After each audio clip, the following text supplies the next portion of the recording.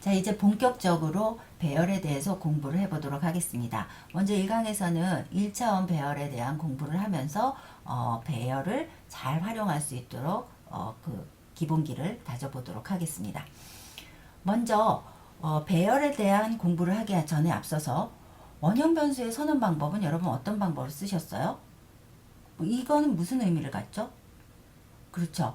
인티저를 담을 수 있는 어떤 공간의 이름을 카운트라고 하겠다라고 얘기를 한 것입니다. 따라서 여기다가 내가 카운트에다 10이라는 값을 집어넣어라 라는 어사인 명령어에 의해서 원형 데이터 안에 변수 안에 뭘 담을 수 있어요? 원형 데이터를 담을 수가 있죠. 반면에 참조 변수는 어떤 의미를 가져요? 어떤 객체를 가리킬 수 있는 정보를 담는 거라고 그랬죠. 따라서 여러분들 배열을 선언하는 방법은 이런 방법을 씁니다. 자, 히트 카운트라는 변수인데 얘는 정수형 배열 객체를 가리킬 수 있는 레퍼런스 변수다라고 선언한 것이죠. 자, 이와 같이 int 뒤에 꺽쇠를 표현함으로써 얘는 히트 카운트라는 변수는 뭐만 담을 수 있게 돼요? 레퍼런스 변수가 되는 것이죠. 즉 리모컨 정보만 담을 수가 있게 된 것이죠. 또는 이와 같이 int 히트 카운트하고 변수명 뒤에다가 꺽쇠 가로를 놔도 둘 다 같은 의미로 받아들이게 됩니다. 자, 변수의 선언 방법, 배열의 선언 방법에 대해서 공부했습니다. 자, 그러면 배열이 선언됐으면 사실은 배열이 선언됐지만 얘는 리모컨 정보, 즉 뭔가 접근할 수 있는 정보를 담고 있긴 하지만 뭔가를 지금 접근할 수 있진 않죠. 자, 그러면 배열을 실제로 생성해서 한번 그 레퍼런스 변수에 어사인 해보도록 하겠습니다. 자, 지금 보시는 것처럼 new라는 명령어를 통해서 객체를 인티저 객체 6개짜리가 들어가는 배열 객체를 생성해서 그것을 히트 카운트가 가리키도록 해라 이렇게 할 수 있겠죠. 자, 그래서 지금 보시는 것처럼 이렇게 이 하나의 커맨드 라인에 의해서 지금 6개의 객체, 6개의 인티저를 담을 수 있는 연속된 기억 공간에 대한 객체가 하나 배열 객체가 생성되고 그것을 히트 카운트가 이렇게 가리키게 되죠. 자, 그러면 이 생성된 new에 의해서 생성된 객체는 어디서 관리하게 돼요? 자바 버추얼 머신의 메모리에서 중에서 힙에서 관리를 하고 히트 카운트라는 이와 같은 레퍼런스 변수는 지역 변수로 스택에서 관리를 하겠죠. 또 다른 예를 한번 보겠습니다. 지금 보시는 것처럼 자, value라는 어떤 변수는 그냥 변수가 아니고 즉 원형 변수 어떤 원형 데이터를 담을 수 있는 것이 아니고 레퍼런스 변수랍니다. 배열에 대한 변수죠. 즉 더블 배열 객체를 가리킬 수 있는 레퍼런스 변수 value를 선언한 것이죠. 자, 그래서 new 명령어에 의해서 더블 3개를 집어넣을 수 있는 배열을 생성해서 그 배열에 접근할 수 있는 정보를 이와 같이 어사인 해줘라 라고 얘기를 했습니다. 즉 레퍼런스 더블에 대한 레퍼런스 변수를 갖게 된 거죠. 얘 이름은 더블이 아니라 value가 되겠죠. 자, 이 내용 두 개의 즉 배열을 선언하고 배열의 어떤 배열 객체를 생성해서 이와 같이 어사인 하는 것을 하나의 문장으로 실행할 수도 있습니다. 자, 보시는 것처럼 value 더블 배열 변수 value에다 더블 3개짜리를 객체를 생성해서 이와 같이 어사인 해라 라고 하게 되면 같은 의미를 갖게 되겠죠. 그러면 각각에 대한 참조는 어떻게 하면 될까요? value의 0번째에다 10을 넣어라 이렇게 말할 수도 있고 value의 2번째에다 20을 넣어라. 그러면 이 value라는 곳에 잠시만요. 이 values가 가리키는 것에 0번째 values의 0번째에 10을 넣을 수 있고 0번째 두 번째를 가리키고 싶으면 어떻게 해요? values의 1번째에다 값을 넣으면 되겠죠. values의 3번째에다 값을 넣고 싶으면 이와 같이 value의 2에 3을 넣어라, 30을 넣어라 이렇게 얘기하면 이와 같이 원형 데이터를 집어넣을 수가 있게 되겠죠. 배열의 선언과 생성을 한 문장으로 하는 예제를 한번 살펴봤습니다. 그리고 각각의 그 배열의 위치를 원소들을 참조하는 방법에 대해서도 살펴봤습니다. 또 하나의 예를 보죠. 자, 자, 이것은 string str array라는 변수는 어떤 변수일까요? 그렇죠? string 배열 객체를 가리킬 수 있는 레퍼런스 변수인 거죠. 자, 그래서 이와 같은 그릇에 자, 이제 뭘 담아요? 스트링 두 개를 스트링에 대한 스트링 배열 두 개짜리를 생성해서 str array가 그것을 가리키도록 해라 라고 하게 되면 이제서야 이렇게 객체로 접근 두 개의 스트링 객체로 스트링 배열 객체로 접근할 수 있는 정보가 생성되게 되겠죠. 이 말은 배열을 선언과 동시에 생성하도록끔 하는 한 개의 스테이트먼트를 줄여서 이렇게 여러분들 작성하실 수 있습니다. 그렇죠? 변수를 선언함과 동시에 new string에서 두 개짜리를 가리키도록 해라 라고 하면 되겠죠. 자, 지금 보시는 것처럼 string array 0번째에 hello 또는 string array 1번째에 자바를 집어넣어라 라고 하게 되면 어떤 일이 일어날까요? 실제로는 어떤 일이 일어난 거냐면 string array의 0번째에는 hello라는 스트링 객체를 하나 생성해서 그것을 가리키게 한 것이고 array의 1번째에는 자바라고 되어 있는 스트링 객체를 생성해서 이것이 스트링 객체 자바라는 스트링 객체를 가리키는 거가 되겠죠. 스트링의 str의 array 1번째가 그것을 가리키게 되는 것입니다. 자, 이것은 여러분들이 배열에 대한 생성과 예제를 한번 생성과 그리고 이제 사용 방법에 대한 예제를 살펴보기 위한 하나의 예제인데요. 여러분 책에 나와 있는 내용입니다. 자, 그 내용을 보시면 아시겠죠. 두 개의 months와 values라는 두 개의 레퍼런스 변수, 배열 변수를 선언했습니다. 그래서 그 months에는 인티저 4개를 넣을 수 있는 연속된 공간에 대한 객체를 가리키고 values는 더블 3개짜리에 대한 배열 객체를 가리키도록끔 했습니다. 그래서 그러면 각각의 months와 value의 length를 확인해 보면 얼마가 될까요? 앞에서 잠깐 힌트를 보셨지만 이것이 2개짜리를 가리키게 되어 있기 때문에 얘의 length는 2라는 객체에서 그 정보를 이미 갖고 있습니다. 따라서 여러분들이 여기서 months의 length를 보시면 months의 length는 months가 인티저 4개짜리에 대한 4개의 배열에 대한 객체를 가리키고 있기 때문에 얘가 뭘 갖고 있냐면 크기가 4로 값을 가지고 있게 될 것입니다. value도 마찬가지로 3이라는 값을 갖게 되겠죠.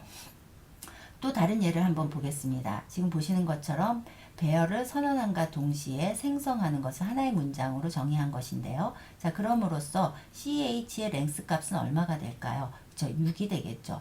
또 데이터의 length 값은 얼마가 될까요? 그쵸, 5. 얼마가 돼요? 예, 맨 처음에는 5였는데 그 다음에 뭘로 바꿨어요? 다시 new 해서 7개짜리를 집어넣을 수 있는 다시 객체를 다시 생성해서 데이터가 그것을 가리켰습니다. 그래서 처음에는 5였는데 나중에는 얘가 결과적으로 뭘 갖게 돼요? length는 7을 갖게 되겠죠. 그래서 이와 같이 동적으로 레퍼런스 변수가 다시 새로운 객체를 가리키게 함으로써 배열의 크기를 새롭게 계속 만들어 나갈 수가 변경하는 것이 가능하게 됩니다. 그런 예제를 살펴보았으니까 책에 나와 있는 내용을 한번 확인해 보시고 이클립스로 궁금하면 한번 구현도 해 보시고 확인을 해 주시기 바랍니다. 자, 배열을 정의하는 것을 다시 한번 좀 보겠습니다. 배열을 정의함과 동시에 우리가 초기화하는 방법에 대해서 공부를 해 보겠습니다.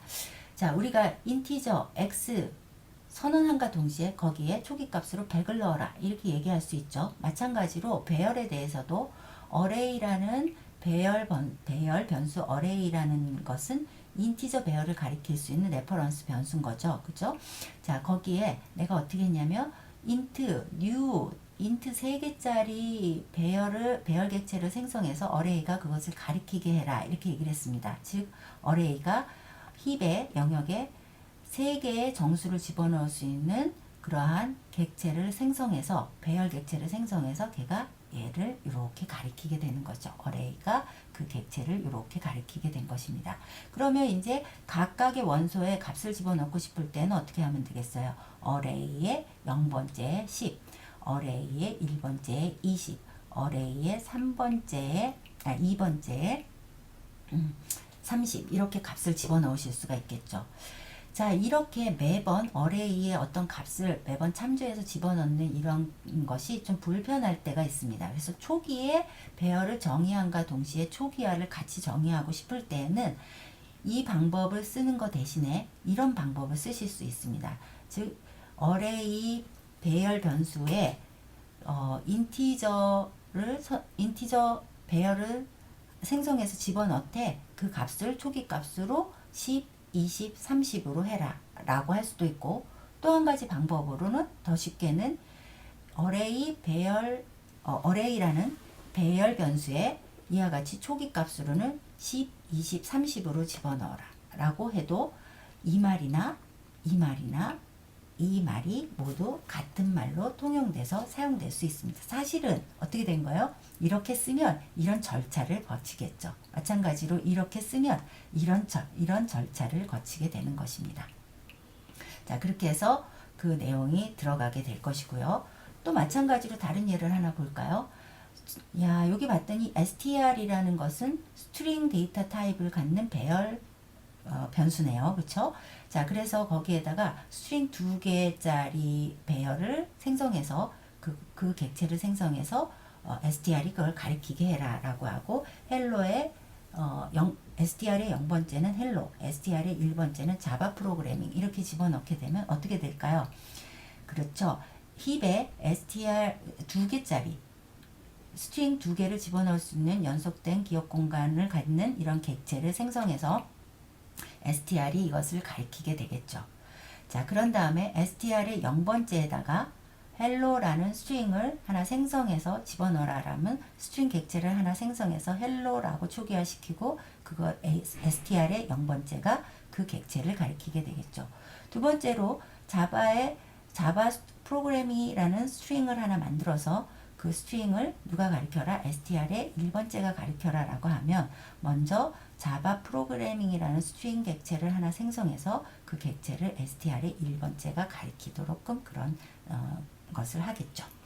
자, 이 내용을 우리가 힙과 스택에서 각각 어떻게 진행되고 있는지 그림으로 이해하셨다면 이제 배열을 충분히 사용하고 그리고 구현하실 수 있는 능력이 되신 겁니다. 이것은 또 똑같이 어떤 방법으로 사용하실 수도 있어요. 이렇게 매번 new 해서 만들고 다시 각각의 원소들을 참조해서 그 값을 초기화시키고 하는 것이 귀찮으면 우리가 이와 같이 하나의 명령문으로 변수의 선언과 생성과 초기화를 모두 한꺼번에 시킬 수가 있다라는 것을 여러분들 염두에 두시고 꼭 이런 방법으로 사용해 보시기 바랍니다. 안 그러면 굉장히 불편하게 코드를 많이 짜야 되겠죠.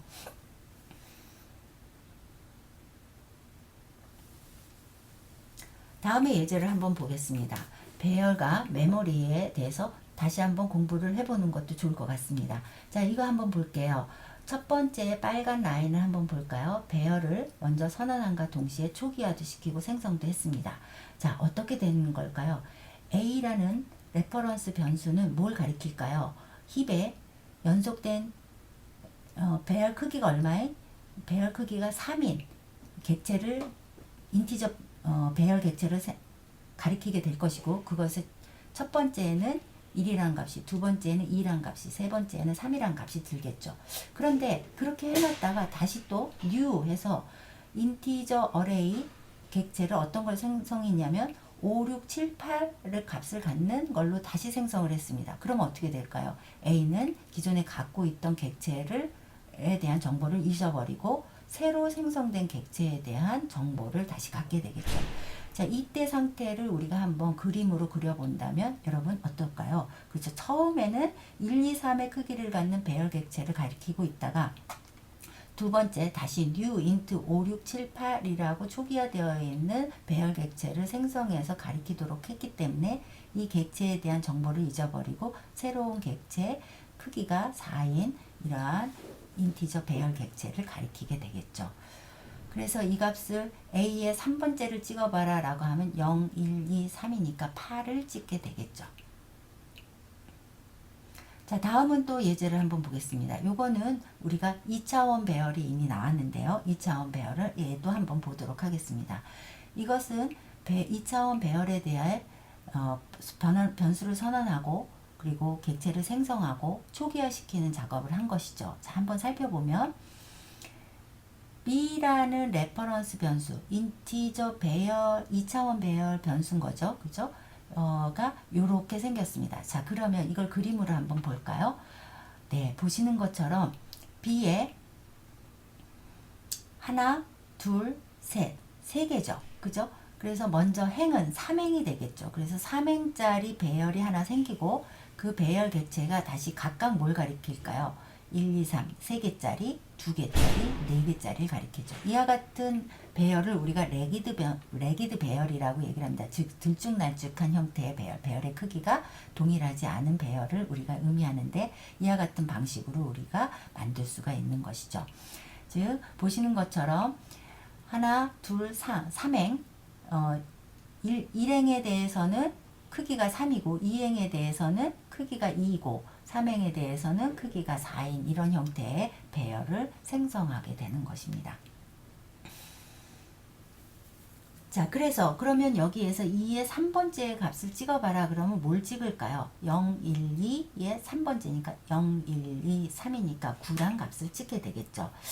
자, 아마 그랬을 겁니다. 자, 그러면 이번에 세 번째 예제를, 스트링 예제를 한번 살펴볼까요?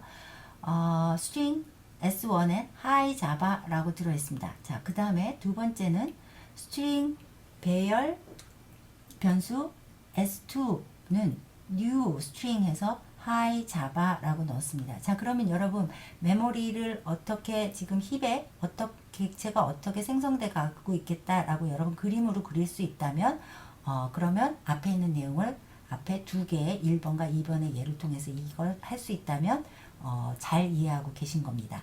만약에 그렇지 않다면 다시 한번 그림으로 한번 확인을 해보도록 합시다. 자, S1은 뭐래요? hi java라는 객체를 하나 생성해서 스트링 객체를 생성해서 가리키고 있게 되겠죠. 반면에 S2는 배열 변수죠. 그런데 배열 변수인데 new string에서 hi java라고 초기화를 시켰습니다. 자, 그러면 배열은 몇 개의 크기를 가져요? 두 개의 그 크기를 갖겠죠. 그래서 S2는 두 개의 배열 크기를 갖고 첫 번째 배열은 hi라는 스트링 객체를 가리키고 두 번째 배열은 뭘 가리킬까요? java라는 스트링 객체를 가리키게 되겠죠. 따라서 여기서 S2의 1번째를 찍어봐라 라고 하게 되면 뭘 찍을까요? S2의 1번째인 java를 문자로 찍어주게 되겠죠. 자, 여기까지 정리가 잘 되셨나요? 지금 보신 것처럼 자바에서는 먼저 배열을 선언하고 그리고 선언된 배열에 대해서 객체를 생성해서 어사인 해주고 그리고 각각의 참조 배열에 각 인덱스 값을 이용해서 그 위치에 값을 집어넣는 것을 배웠습니다. 그리고 이것을 모두 이 세 가지 일을 모두 한꺼번에 한 라인에 실행하는 방법에 대해서도 공부를 했습니다. 자, 근데 우리가 이제 배열의 원소를 참조할 때 있어서는 항상 조심해야 될 게 뭐죠? 그렇죠. 배열의 유효 범위를 벗어나는 참조를 하게 되면 런타임 에러가 일어나죠. 어떤 에러가 일어나냐면 array index out of bounds exception이라는 에러가 일어납니다. 사실은 에러가 아니고 예외사항이 발생되는 것이죠. 자, 예를 한번 들어보면 이와 같이 포인트라는 배열 변수는 더블 3개를 갖는 객체를 가리키고 있습니다. 그러면 3개라면 0, 1, 2까지가 인덱스가 가능한 거겠죠. 그런데 이와 같이 그 인덱스를 넘어가는 그 크기를 넘어가는 어떤 참조를 하고자 할 때는 실행 시에 이와 같이 array index out of bounds exception이 일어난다라는 것을 여러분도 염두에 두시고 배열을 참조할 때는 0부터 시작하기 때문에 그 크기가 바운더리를 넘어가지 않도록 여러분들 항상 조심해서 배열에 관해서 계속해서 강의를 진행하도록 하겠습니다. 배열에 관한 자바의 정의는 동일한 데이터의 일정 크기를 취급하고 저장하는 객체라고 얘기했습니다. 따라서 객체는 실행 시간에 얼마든지 만들어지고 새로이 소멸되고 생성될 수 있습니다. 지금 보시는 것처럼 따라서 배열을 우리가 새로 생성해서 그걸 가리킴으로 인해서 우리가 런타임 때 얼마든지 배열의 크기를 바꿀 수가 있게 되는 것이죠. 지금 아래 나와 있는 예제는 바로 그런 예제인데요. score라는 레퍼런스 변수에 우리가 인티저 3개짜리를 에 대한 객체, 배열 객체를 생성해서 넣었습니다. 초기 값은 2, 4, 7이었죠. 그러다가 수행 중에 우리가 얼마든지 스코어에다가 다른 배열 객체를 생성해서 다시 재어사인 할 수 있다라는 것이죠. 그래서 크기를 얼마든지 늘렸다 줄였다 할 수가 있게 되는 것이죠. 다음은 그 예제입니다. 예제를 한번 살펴보시면 도움이 되겠습니다. 자, 다음에는 배열 복사와 관련된 이야기입니다. 시스템에 어레이 카피라는 메소드를 이용하게 되면 여러분들이 쉽게 어레이와 어레이 사이에 어떤 블락을 카피할 수가 있게 됩니다. 지금 보시는 것처럼 소스 배열의 스타트 포인트로부터 데스티네이션 되는 배열의 스타트 포지션에 일정 크기의 길이만큼으로 복사를 하는 것이 가능하다는 것이죠. 예를 들면 가장 간단하겠습니다.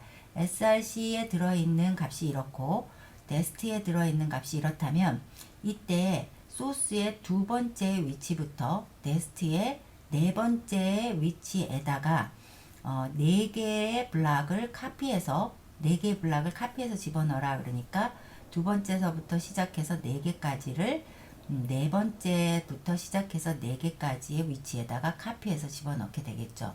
이와 같이 시스템의 어레이 카피를 이용해서 배열 간의 어떤 특정 블락을 복사하는 것을 간단하게 처리할 수가 있습니다. 알아두시면 유용하겠죠. 아래 코드의 결과를 미리 한번 공책에 적어보고 실행해서 생각이 맞는지를 한번 확인해 보시면 좋겠습니다.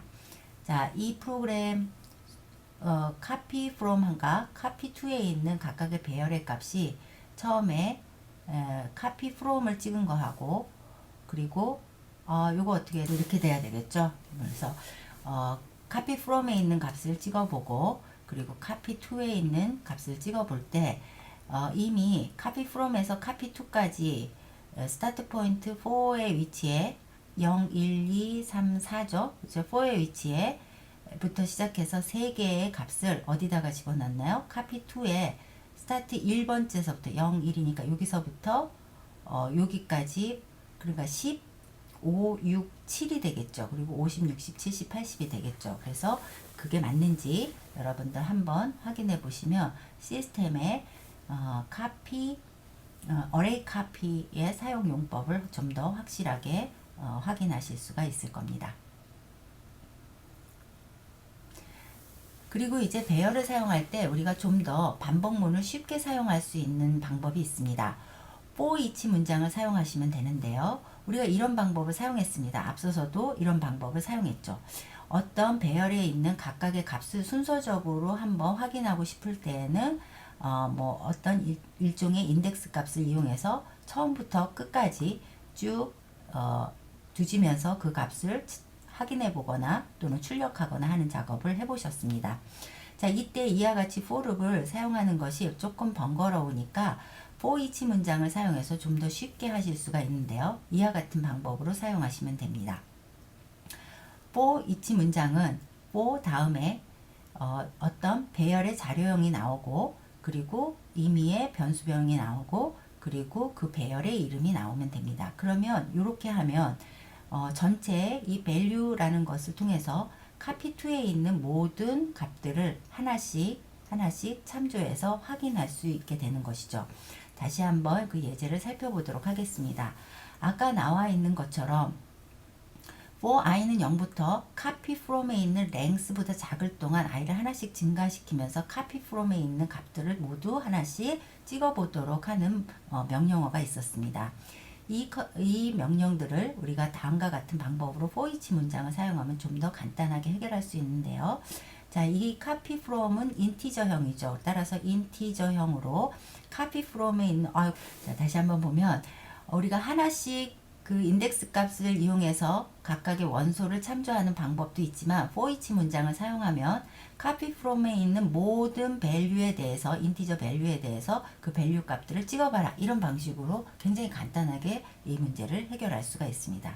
그래서 여러분들 이런 방법을 사용하시면 번거로운 코딩을 조금 줄이실 수가 있겠죠.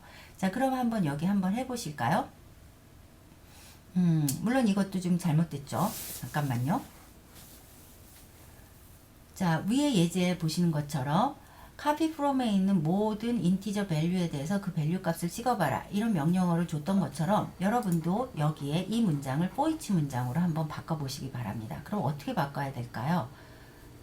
대충 int 뭐 value면 value, member면 member 땡땡 하고 copy to가 나오면 되겠죠. 그리고 여기에는 만약에 여러분이 거기 value를 사용했다면 value를 찍으면 되고 member를 사용했다면 member를 찍으시면 되겠죠. 자, 이 문장을 고칠 수 있다면 쉽게 이제 for each 문장을 사용해서 여러분들 각각의 배열의 인덱스 값들을 참조해 보시면 좋겠습니다. 자, 실습 문제입니다. 주사위 놀인데요. 주사위를 100번 굴렸을 때 나오는 숫자의 빈도수를 기록하는 프로그램을 작성해라 라고 했는데 즉 모든 숫자에 대해서입니다. 1, 2, 3, 4, 5, 6 모두 각각에 대해서 몇 번씩 100번 굴렸을 때 나오는지 배열을 사용해서 이 부분을 처리해 보도록 해봅니다. 그 다음에 주사위에 대해서 위에 있는 얘기는 100번에 대해서 돌렸죠. 그러면 이것을 while 문장을 사용하든 두 문장을 사용하든 반복문을 이용해서 이러한 횟수를 1번부터 6번까지 각각 몇 번 나오는지를 10번 돌렸을 땐 몇 번 나오는지 100번 돌렸을 땐 각각이 몇 번 나오는지 1000번 돌렸을 땐 각각이 몇 번 나오는지 또 10,000번을 굴렸을 때는 점점 각각의 값들이 몇 번 나오는지를 한번 확인해 보시면 좋겠습니다. 이러한 출현 확률을 비교해 보면 100번일 때보다 10,000번, 10만 번으로 가면 갈수록 확률이 거의 비슷하게 나오는 것을 확인해 보실 수가 있죠. 그래서 이와 같이 각각의 룹을 이와 같이 다르게 하여 여러 번 실행시켜 보면서 출현 확률을 비교해 보는 것도 좋을 것 같습니다. 그래서 이런 응용 프로그램을 한번 실습 문제로 여러분들 확인해 보시면 좋겠습니다.